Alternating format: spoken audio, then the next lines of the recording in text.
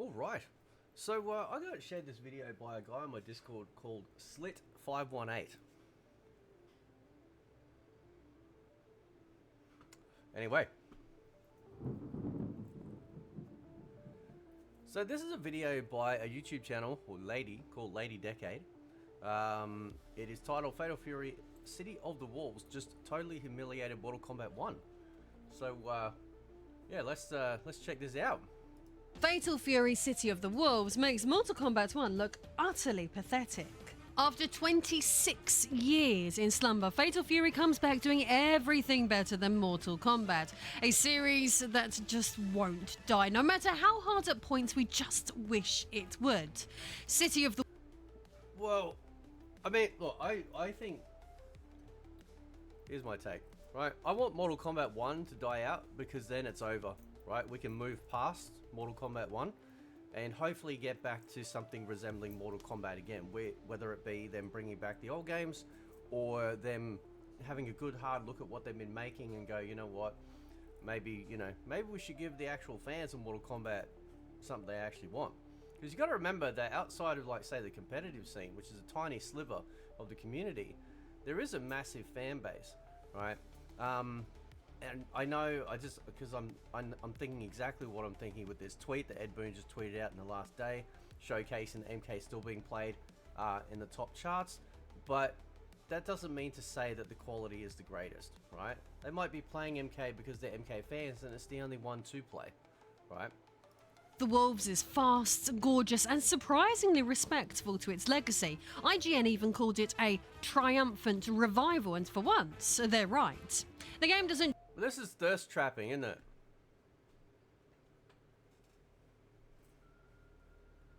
I feel like the camera's put in a certain position. Okay. Right. Doesn't work on me. Actually, that's bullshit, it does. No, I'm just... just look the part, it plays like it's never left. It feels great to play and is stunning to look at in every sense of the word. Maintaining much of its historical identity, it will please longtime fans with added modern polish that is sure to attract new players too. Meanwhile, the incredibly high-budget American-produced Mortal Kombat 1 has not only gone down in history as monetarily one of the most predatory fighters ever released, but the ugly character designs included made the title controversial for all the wrong reasons.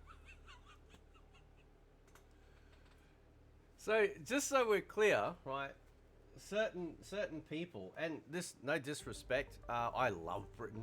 Some of my favourite music has come out of Britain, and I'm old, so I'm a Def Leppard fan, right?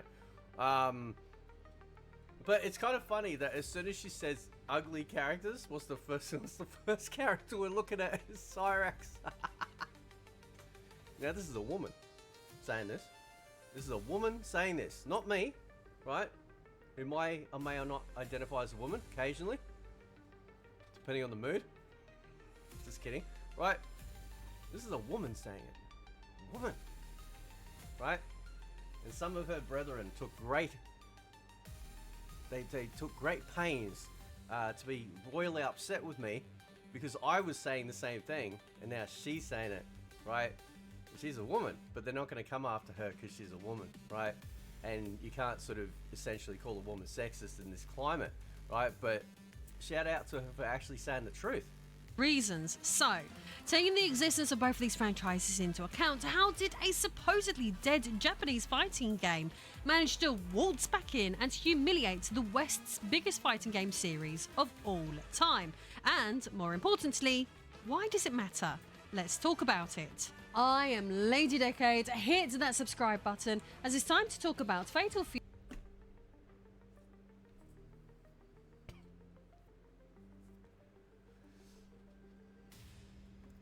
I'm looking everywhere else to try and maybe I should, Anyway, I was just wanting to point out the fuzzy, the microphone thing. She got a big fuzzy. Anyway, let's go. Fury City of the Wolves, the exciting release that Mortal Kombat 1 should have been. 2025. What a bizarre year for She sounds like she's gonna get cranky at me, right? She sounds like she's gonna tell me to go get a bottle of water, right? gaming it's been, but after a slow start, a semblance of quality is beginning to trickle through. We've had some unconventional greats, such as the ridiculous Pirate Yakuza, the expansive Monster Hunter Wilds, and, in my opinion, the breakout future classic of the period, the amazing Claire Obscure Expedition 33. If I were... I didn't pause it there on purpose. I just wanted to say this, right? Like Expedition 33, right? One of the things that, like, I haven't bought it yet, right? Because there's a couple other games I've been wanting to get first. But what I see visually, I have this massive love for, like, early Victorian aesthetic, right? And that's what I get vibes from, is Expedition 33, right? I get that early Victorian aesthetic. And just like when what was it? The Order came out. You know that PlayStation 4 early game? Like, it was it was an exclusive. And it was set in like early Victorian London, right? But you were like hunting, I think, like vampires and werewolves and stuff like that. And they had kind of like more modern type weapons. I love when they do shit like that, right? I love when they do shit like that. I love that aesthetic. A terrible game journalist, I could claim that 2025 has been a return to form. Is she hitting on me? I'm just asking questions. Is she hitting? Because she giving me those, right? Now, I know there's going to be people out there who are on the... Right, who are going to sit there and go, it's not about you, Fate. No fucking shit. It's called a joke. With Fatal Fury City of the Wolves functioning as the latest quality offering to add to this list of must-play titles. What's even cooler is that you might be shocked at how affordable these titles actually are. Get 40% off Expedition 33 and 33% off City of the Wolves simply by using my discount links via the pinned comment. In fact, you can get up to 90% off thousands of modern, AAA, classics, retro and indie titles, all by clicking down below. Be bougie on a budget and support the channel while you're at it. Be bougie on a budget? What are you talking about, be bougie on a budget? I don't understand that terminology. What are you talking about? Are you talking about making and saving some cash? Is that what you're talking about? Right, does that mean I can go get a bottle of water? I love fucking English accent. I'm just happy shopping, and I hope you enjoy the rest of the video. Instant Gaming. Instant Gaming. I buy shit from there all the time. Absolutely. They are actually a really good website for CD keys. And I think other games, but I game on PC, so, you know. Yeah. The last time we saw a proper Fatal Fury game, it was a very different time. The world still ran on dial-up, and people thought the Dreamcast was going to save Sega, and a title saw release that a lot of people still fondly remember. Listen, lady, it's Sega. Sega. Not Sega. What the fuck? It's not Sega and Tapioca. That game was Garou Mark of the Wolves, released in 1999, and to the fighting game community it's less a sequel and more a sacred text. It was SNK's answer to Street Fighter 3, a slick, mechanically dense fighter that pushed their Neo Geo hardware to its absolute limits. This was a true fighting gamer's fighter. While Mortal Kombat was busy throwing buckets of blood at the screen and giving teenage boys something to snigger about, Garou was elegant, refined, a game that prioritised timing, footsies and raw mechanical satisfaction, and then nothing. For over 2 decades, no sequels, no soft reboots, just the occasional re-release for emulation enthusiasts and old-school fighting game purists. I tell you what, I keep pausing the different... I'm sorry.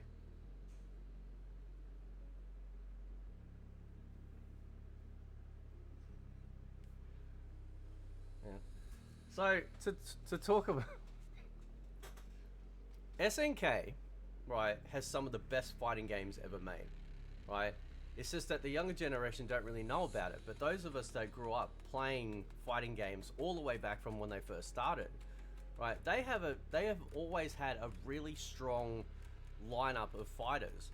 Everything from World Heroes, Fatal Fury, Real Battle Fatal Fury, Art of Fighting, Samurai Showdown, and then you have other smaller fighters that came out around that, and they are very iconic, right? but they don't get the same fanfare as, say, Mortal Kombat, Street Fighter, whatnot. So Fatal Fury coming out now and doing really well. I'm hoping that they capitalize on that, right? Because they did bring out Samurai Showdown 2019, a few years back. That's an amazing fighter. It's a really good fighter, right? And they need to keep building upon that. Bring these classics. But imagine a modern day take on World Heroes. World Heroes had some really awesome characters, like the ninjas, like Fuma and Hanzo, right?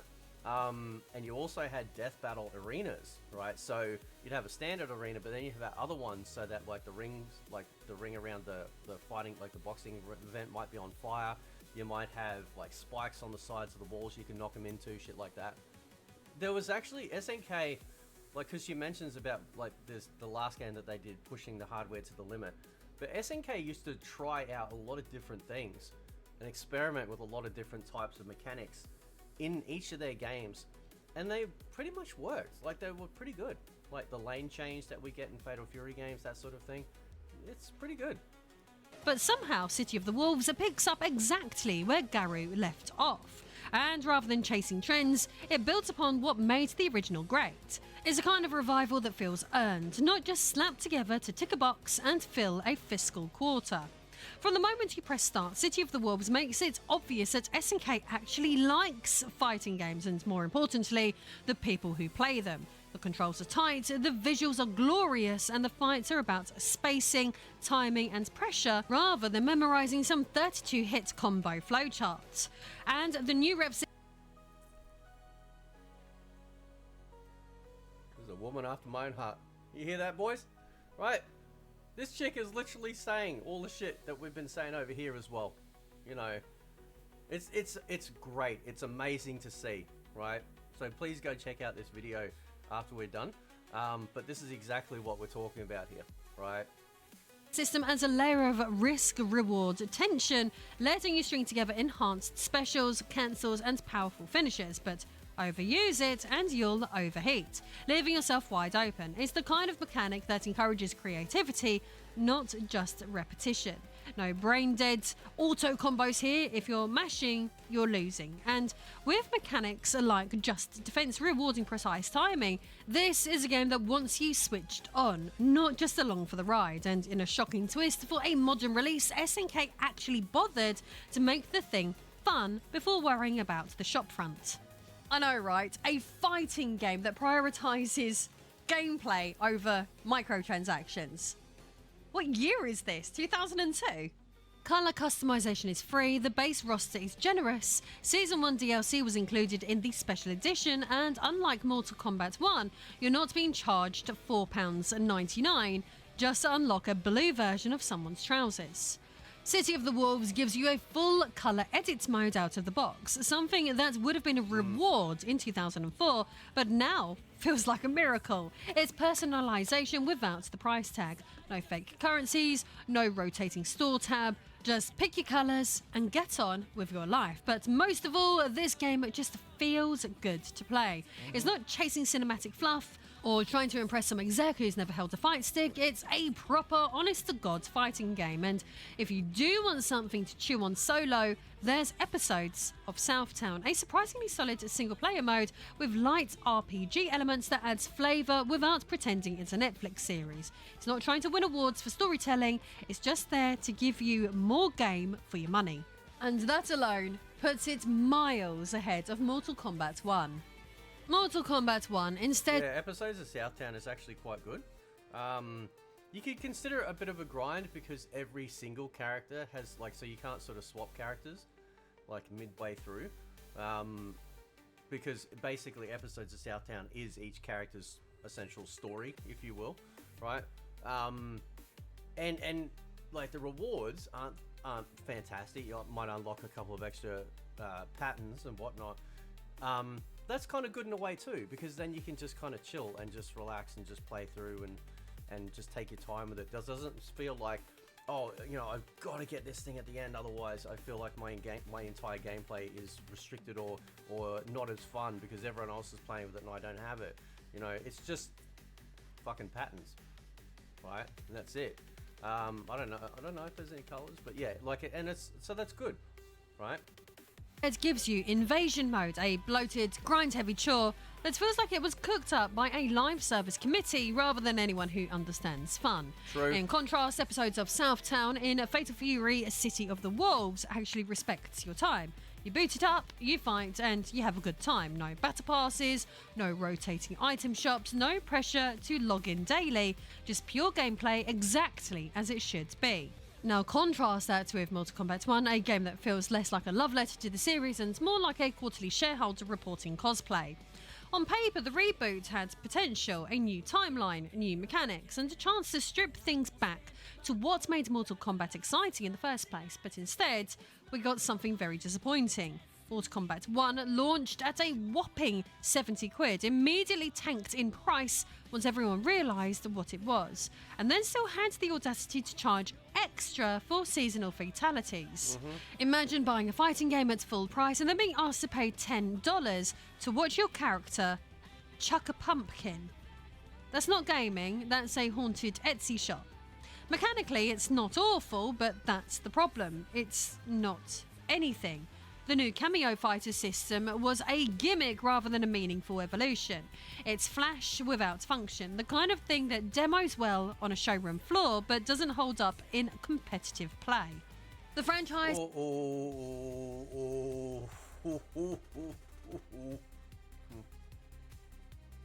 Yeah. Don't say that. Don't say that too loud, right? Because you'll inflame them, right? Some of the people in the pro scene will get inflamed. Shh, right? This is why, like, and I've said this many times before, the strongest position we have is the customer, right? Have we as a customer felt like we got what we paid for, right? Now you get people out there like Undies that'll put out a video going, well, you know, 3 cameos equals 1 character, and look at all this free content you get, because invasions you don't have to pay for, right? But just because they put in like mobile type slop, you know, and you're unlocking Ronald McDonald outfit colors, doesn't mean to say it's good content, right? Anyone can put crap in there and say, but it's free. Well, so is the food out of the garbage can. Doesn't mean to say it's good for you. This has lost its edge and identity. Now it's all Hollywood-style flair with the depth of a puddle. To put it simply, Mortal Kombat just doesn't feel rebellious anymore. It feels like it's been run through a focus group and neutered for market share. Which is a shame because MK1 does have its moments. It can be amusing at points, but polish can't cover up creative bankruptcy. This is a series that is built its name on blood, boobs, and being a bit naughty, and now it's cosplaying as prestige TV, and nowhere is that more obvious than in the character designs, because while SNK turned up to 2025 looking like it had never left the arcade, confident, colourful, and a little bit horny, Mortal Kombat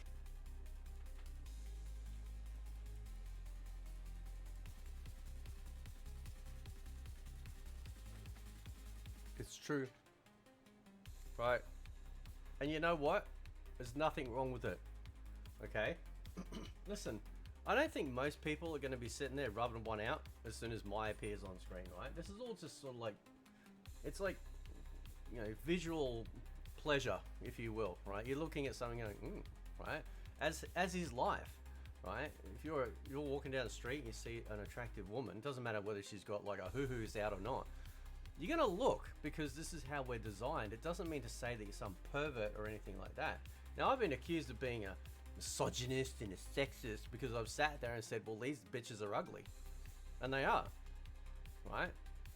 It literally feels like Netflix helped design this game, right? And it's just, and it's because, and it's not just because of how they look. It's the message behind it, right? We know why they're doing it, right? And we know who's doing it. So therefore, you know, that's why we rail against it. And one of the big things you can point out, which is a very glaring, obvious thing compared to, say, Fatal Fury, is the fact of how they've designed the women, right? The fantasy, the excitement of what made Mortal Kombat is gone. And she's correct. It is like some, like, you know, high-budget TV show or whatever she said, right? And it just feels like, I don't know, it's just crap, right? turned up dressed up for a performance review. Mai Shiranui has been jiggling her way across the screen since 1992. She's pure fighting game cheesecake. And she owns it. She's so iconic that at this point, Mai is to boobs what Chun-Li is to legs. It's not just about realism, it's about style, identity, and a bit of daft spectacle in a genre that thrives on larger-than-life expression. Both franchises used to revel in this kind of over-the-top flair, absurd outfit. People gonna make videos of me like going, "Man, look, he's looking at pad. Look at he's on the water, right? He's looking at the boobs, right?" I swear to God, there's a whole generation of men out there that are fucking terrified of a couple of like pieces of fat on a chick's chest, right? Like, listen, they're great, sure, okay, right? But you don't have to be scared of it, right? They're not going to bite. You can go motivating, but that's another story, right? But like, this is the thing, like, sex sells, like, or visual pleasing stuff sells, right? It's how it works. It's how it's always worked. It works in everything, right? And it doesn't just work for the female side, the male side too. They obviously make the men, you know, attractive and buffed up and stuff because that gives the fantasy to the women, right? It's just how it works. It's not deeper than that. And exaggerated physiques and larger-than-life characters that knew exactly what they were. But somewhere along the line, Mortal Kombat got embarrassed by its own legacy. The wild, provocative designs of characters like Melina, Katana and Jade have been scrubbed down and sanitized, replaced with generic armoured realism that would look out of place in a Marvel movie. The game that once gleefully... So, here's the thing, right? They started making the games. MK9, I think, was the last game that we got. It felt very sort of animated. Like, so it felt like it wasn't constrained by its own graphics engine, meaning that it wasn't portraying a world with ultra realistic looking environments and ultra realistic looking people. Okay, once you start going down that road, then you have got to try and match like the visuals of a face, the character design in terms of like physique and stuff, and the world with actual then realistic looking outfits. And those realistic looking outfits, you know, it looks out of place if you've got a chick that looks like she's a stripper, right? But that's why it worked in MK9, because MK9, when you load the game up and you looked at it and played it, it still felt very fantastical, right?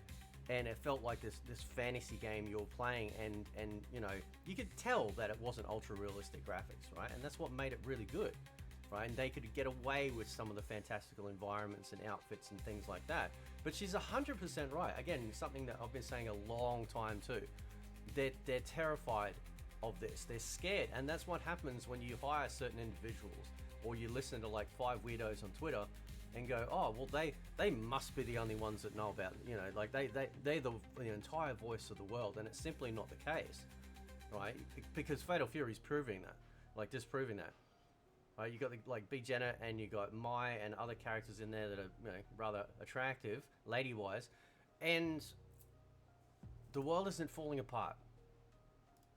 Threw buckets of blood and bare skin at the screen, now tiptoes around its own identity, desperate to appear respectable.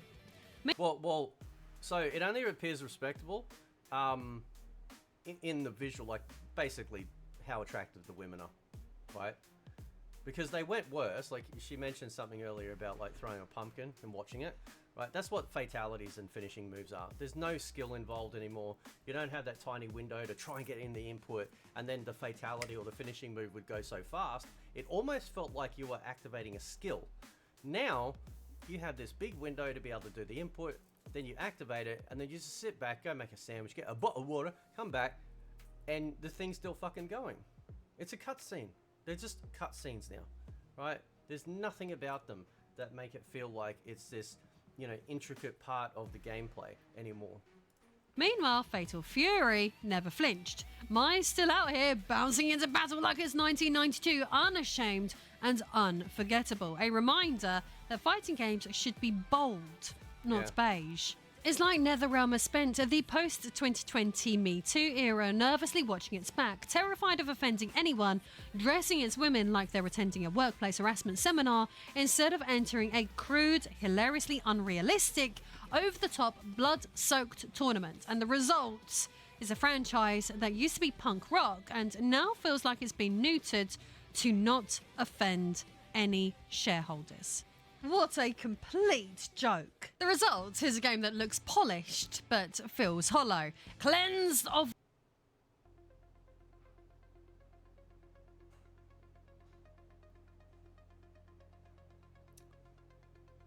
Some will get the joke, is why I just paused. the fun, the flirtation, and the flair that once set it apart. And for what? Blue sky applause and a potential Netflix deal. The fact of the matter is that the American Mortal Kombat cast used to pose for Playboy. Now they dress like they're about to give a TED talk on workplace boundaries. Oh, that's the face. They're never getting away from that face, right? I saw someone the other day like getting upset. Hey, don't use that face next time. It's not the fact that she's like that, because she's still fugly in the game. It doesn't matter what face she's making, right? It's the fucking tarantula hair. It's the fact that they copied Wakanda. That's the point, right? Is that they were copying Marvel Phase 4 horse shit with this type of crap, right? It's not just the women. It's the stuff I point out with Johnny Cage and Kung Lao. Like, they're just the fucking joke brothers, you know? Like, it's like watching, you know, Thor and fucking Star-Lord banter back and forth, right? It's just piss, right? Because the writer is dumb, okay? And the designers are dumb, okay? Yeah, you get some nice designed outfits, sure, in detail and stuff like that, and the environments look good. But it's kind of it's just not Mortal Kombat. And in the most absurd twist imaginable, Fatal Fury City of the Wolves, the game that still lets its characters show a bit of cleavage, is the one funded by Saudi Arabia. Yeah, I just shout out to the Saudi prince. Hey, listen, man, if you need another son or a brother or something like that, I think I could do the part, right? Yeah, I'll put the, what's the thing? I'll do that. Yeah, listen, man, I'll be a brother too. That's the fucking hilarious part. That's the fucking hilarious part, right? Like, even with their belief systems, right? Because obviously he's of Muslim faith, right? Like, you know, we've got like Mayad here, like jiggle, jiggle, jiggle. That's the funny part. He's like, yeah, I believe, you know, women should be covered up and stuff like this. And then he closes the door. He's fucking ripping off the tea towel, whatever you call it. They stick it on their head, right? And he's got like 10 Mayas right in front of him, right? He's having a ball. He's having a good time, right? He wants everyone else to have a good time. In 2025, could a studio based in Riyadh be outdoing California on artistic freedom? Oh, shit. Hang on. Yeah, on artistic freedom.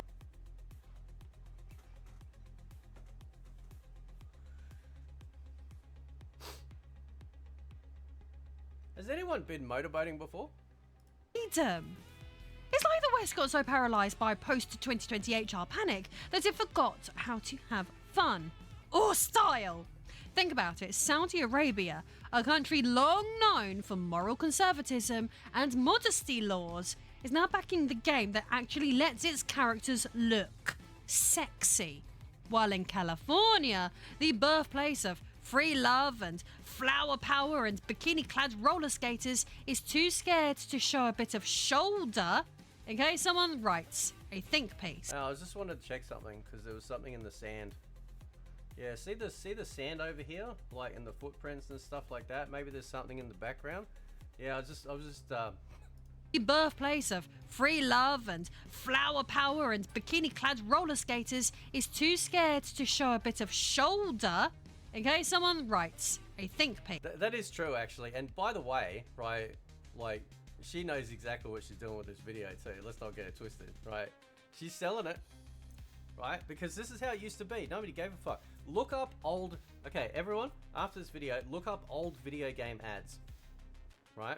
Look them up, okay?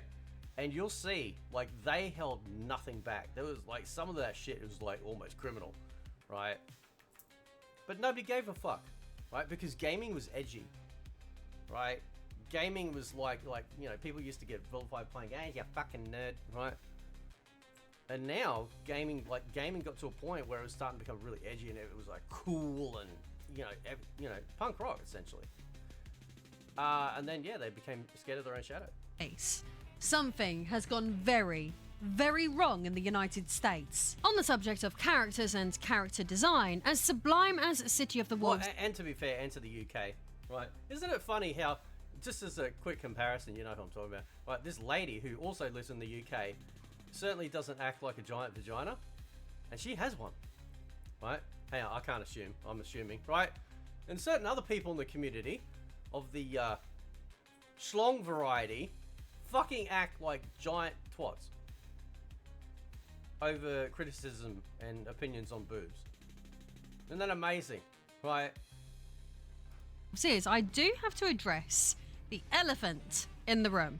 The game's inclusion of real-lifers amongst the roster. Don't get me wrong, guest characters can absolutely broaden a game's appeal when done well. It's worked countless times before, but in City of the Wolves, the inclusion of Cristiano Ronaldo and Salvatore Ganacci feels less like fan service and more like a marketing stunt greenlit by someone chasing headlines. These baffling cameos don't feel playful, they feel like favours handed down by Saudi investors looking to shove their pop culture Rolodex into the roster. And yes, it's weird. Yes, it reeks of brand synergy nonsense, but here's the key difference. At least they're free. No £20 character packs, no celebrity bundles with exclusive emotes and paywalled voice lines, just strange extras that you can safely ignore if you want to, because the actual fight... I'd have to go back and check and see what the entirety of the Fatal Fury roster is, because it feels like we got a pretty good bump of characters in the Fatal Fury base roster, right? And the fact that there was no bought season pass because it's all included, right? So all the characters that are coming out, we've already paid for, right? So if you bought Fatal Fury, which is the only version that you can get, we're getting everything, right? At least for this first stint. I haven't used those two characters yet. I've fought against them and they are pretty powerful, right? But it is... I'm not a fan of guest characters in general, right? Because I prefer that a fighting game puts in characters that, that should be there. Like, they should get preferential treatment on first slot. So I don't disagree with this take at all. But they kind of... in a weird way, they also look the aesthetic part too. They actually look like they fit within the realm of the rest of the game. When they put 2B in Grand Blue Fantasy vs. Rising, she looks like she fits in the universe, right? Some of these characters actually look like they fit inside the universe. And so therefore, it's like when they put Geralt in Soul Calibur 6, right? He fits. He looks like he fits, right? These characters, visually, artistically, moveset wise, they look like they fit. But why they're there, yeah, I think she's bang on the money. Fighting game is still there, fully intact. The core cast remains bold, stylish, and unmistakably designed to throw hands, not deliver keynote speeches. In contrast, Mortal Kombat has turned guest characters into a full-blown revenue stream. What started as fun novelty appearances, Freddy Krueger, Spawn, Terminator, has morphed into a cynical pipeline of headline-chasing DLC packs. Every guest is a premium purchase, bundled with overpriced skins and locked behind combat packs that cost more than some full games. We're at the point now that Mortal Kombat has drifted so far from its original identity that these days some people jokingly... A fucking grandma. I mean, look, like, I know people like the character and that's fine. I'm not taking away from that. But I'm just saying, like...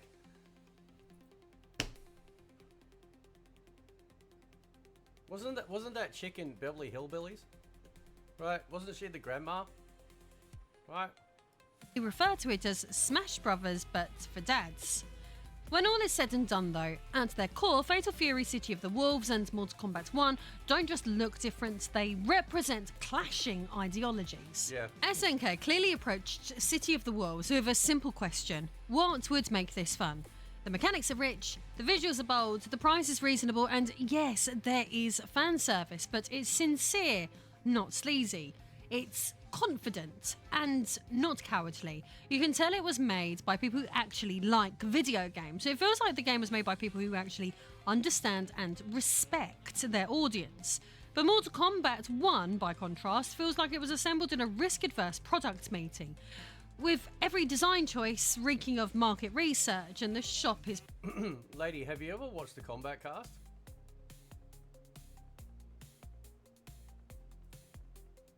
Just as a FYI, when you're watching the Combat Cast, yes, it is actually 3 dudes on their couch. predatory. The personality, once a franchise's strongest asset, has been sucked dry by executives desperate not to go viral for the wrong reasons. Basically, one of these games is a labour of love, and the other is a live service hostage situation with a fatality budget. No wonder so many American AAA games are failing. I think that most of us can unequivocally agree that the best games right now are coming from Japan, China and South Korea, and in some cases from European mid-sized studios that haven't been swallowed whole by American investment capital. For example, look at Baldur's Gate 3 or Expedition 33, games that have been made by actual developers and not dictated by committees.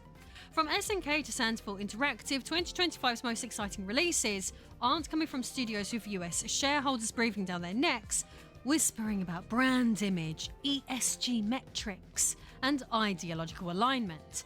Let's be clear, this isn't East versus West. There are brilliant Western developers out there, but some of the industry's biggest names, so studios that once had real soul like CD Projekt Red or Ubisoft, have spent the past few years trading creativity for compliance. Risk for repetition. Well, you do a deal with the devil, and that's what happens, isn't it? Basically, right? Like that's it in a nutshell. Okay, is that they listen to absolute psychopaths on Twitter, and psychopaths like Sweet Baby Inc. and whatnot, and sacrificed what made gaming great. And it's not just the tits, right? It's the whole package. Right, it's the whole thing. Like when they're selling something, she's right. Fighting games used to be bold. Right, you load up Fatal Fury, and it feels like a complete package. You know, there's nothing in that game that feels like, oh, you know, it feels like we're missing something over here. No, they've done a fantastic job, top to toe, with that entire game, right? And I look at Mortal Kombat, you know, as an MK fan, I'm just like, fucking hell, man. Like, what happened? Like, we know what happened. It's just like, how could you just turn your entire back on a legacy that literally forced like the Americans to create a new rating system because of its violence, right? And now it's like what's that? Rage Against the Machine. You know, what they say? Fuck you! I won't do what you tell me, or some shit. And now it's like, fuck you! I'll do what you tell me, right? Like, they turned into complete government pussies. Oh, yes, sir. Please, 3 bags full, sir. You know, it's the same thing with MK. They lost their entire identity because, you know, they basically, just like what happened with Sony when they went from their headquarters from Japan to California, right, with the PS4 release. That's, you know, noticed that there was a massive change in the way that, like, the games and types of games that we got as soon as the headquarters went from Japan to America. It's the same thing with Mortal Kombat, right? Except with Mortal Kombat, we had Midway, who were developing these awesome fighting games, you know, like they were very self-aware of what they were creating. And then as soon as they transfer over into Warner Brothers with NetherRealm, right, it was like that same type of transition, except instead of it being actual change from country to country, it was an internal transition, right? How do we become less offensive? How do we do this? Oh, we got to listen to people on Twitter because that must be the pulse of the world. It's not. And identity for algorithms. They don't make games anymore. They commission content strategies, and what we get in return is a conveyor belt of bloated, lifeless, risk-averse products that feel like they were spat out by a consultancy firm rather than crafted by people who actually care. They're not building games for players anymore. They're building pipelines, endless layers of storefronts, fake currencies, FOMO-fueled cosmetics, and tiered battle passes dressed up as progression systems. This, by the way, this is absolute sacrilege what they did to Kung Lao. FOMO-fueled cosmetics and tiered battle. I've talked about this before of late, but what they did to Kung Lao is almost unforgivable. Actually, it is unforgivable. Fuck him, right? Because Kung Lao is like, he was always the very, very, very stoic, you know, very hardline monk, right? That's how he was portrayed in the old games. Okay, he wasn't some jovial dipshit making jokes and crap like that in his fucking ego. The closest thing, no, he had never had an ego. The thing that always haunted Kung Lao was that his great ancestor lost. You know, the great Kung Lao was destroyed by Goro. You know, and it almost felt like he had that kind of like revenge arc, almost, right, where he wanted to, you know, fix that. But it wasn't ego, right? It wasn't ego or stupid jokes. Battle passes dressed up as progression systems. All of it is buried under cinematic fluff and sanitized by HR to ensure no one's healings or marketing budgets gets bruised. It's not game design anymore, it's damage control with a menu screen. So this comparison I've made today isn't just about Fatal Fury and Mortal Kombat, it's about how we've spent the last 10 years being drip-fed content instead of being given games. You know, the ones where they excessively use the phrase games as a service, where the only ones being served are the investors.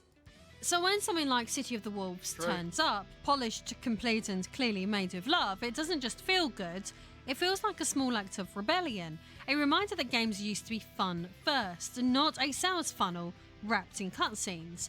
In a world full of pipelines, SNK remembered I just... Hang on. wrapped in cutscenes. In a world full of... She says in a world full of pipelines... she shows Mai, right, who's basically going, lay some pipe. No? Can't say that? Ah, fuck it. Right. pipelines, SNK remembered the joy of throwing a punch. City of the Wolves, for now at least, feels like a fighting game with teeth. No gacha menus, no loot box addiction, just clean mechanics, striking presentation, and actual game design. And it doesn't hold your hand, it doesn't give you a trophy for breathing, you either learn it or lose it. And that's exactly how it should be. And the community did notice this. The second that gameplay footage hit the internet, you could feel it. Not hype, not nostalgia, but relief. Yeah. Real fighting game players, the lifers, lit up. Not because it reminded them of the past, but because it felt like a future worth getting excited about. If City of the Wolves then sparks a trend, we might finally escape the age of cinematic bloat, recycled animations, and in-game shops disguised as progression. We might finally get back to what this genre does best. Brutal matchups, sharp inputs, and big personalities smacking each other across the screen in glorious fashion, with maybe even some unapologetic jiggle physics interlaced between it all. Fatal Fury has been received mostly positively because it actually delivers. Compare that to Mortal Kombat 1's launch, where the buzz wasn't about the fighting, it was about broken mechanics, recycled animations, and the creeping realisation that every costume, fatality, and victory pose was going to cost extra. A game with a... voice announcers, like, I mean, they fucking monetize everything, and then eventually, like, I know it was found in the files a while ago, but... And now it's come true, the fact that you can buy dragon crystals to essentially negate the grind for leveling up the characters. So this is what happens when you create a problem and then you offer the solution to fix the problem that you created. Premium price tag and a vending machine for a menu, so you can look back and see why people were annoyed. It's that simple. Meanwhile, Mortal Kombat 1 had the budget, the brand, the legacy, the platform, and still managed to trip over its own overpriced shoelace. That, by the way, that Van Damme skin, like, over time, I came to realise that it looks like just rubbed putty. Like, it's fucking terrible, man. It really is.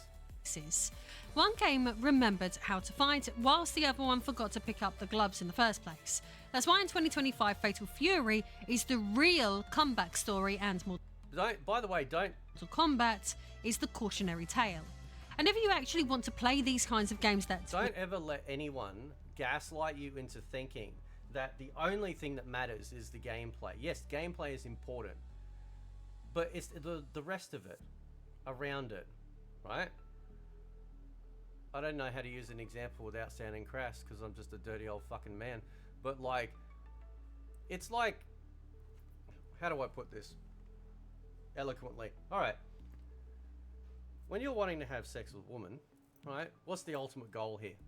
Right, it's the taco. There we go. I know how to say this without sounding completely crass. Right, it's the taco. Right? But a woman isn't the taco. The woman is the whole package. Right? It's the legs. Okay? The thighs. The inner thighs. The hips. The boohoos. Right? The tum-tum. Right? The arms. The neck. The hair. Her eyes. The face. How she's dressed. Right? So while the central goal when you're on the train, right, is to get to the taco, right? To get to the taco and to have that taco to be the greatest thing of all time, the rest of it has to sell it, right? The rest of it has to sell it, right? That's why, you know, men are attracted to women, and they're, you know, whether they love the short hair, the long hair, they love the neck, the perfume, the eyes, the face shape, everything. Like, it's a whole package, right?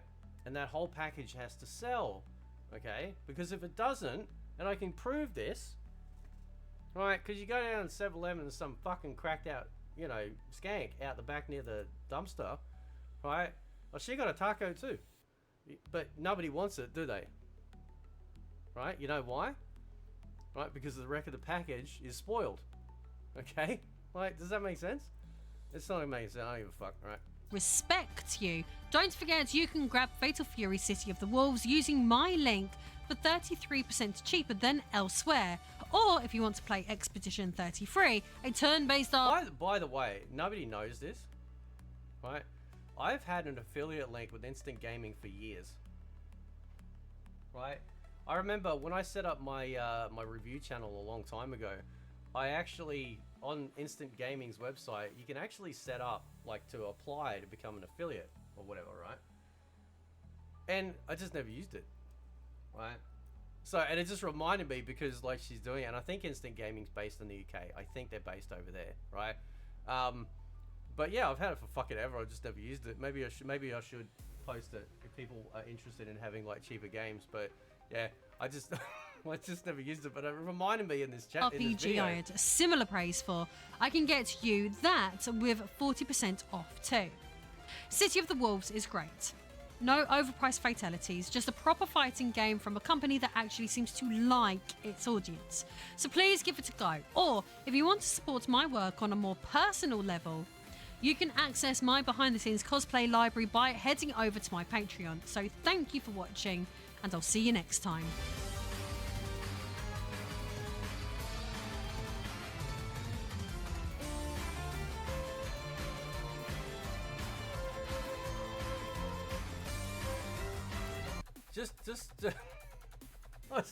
I was kind of memorized because I was mesmerized. That's it, mesmerized. What the fuck, right? Because I was thinking her husband. This is his favorite outfit, right? You know it's his favorite. It's not. Hang on, where is it? Where's the other ones? Hang on. Oh, where's the other? No, go back. Where's the other outfits? Hang on. Because you know that's his favorite outfit, right? He's been waiting.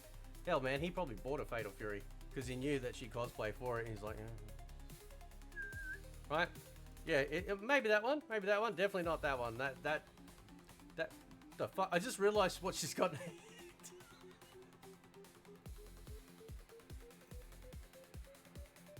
Listen, love. Exit only. Right. Maybe it is his favorite outfit. I don't know. Anyway, please go check out Lady Decade's video This was a cool video to react to. Check it out, guys. Go see all her other content. Yeah, I will catch you guys next time. See ya.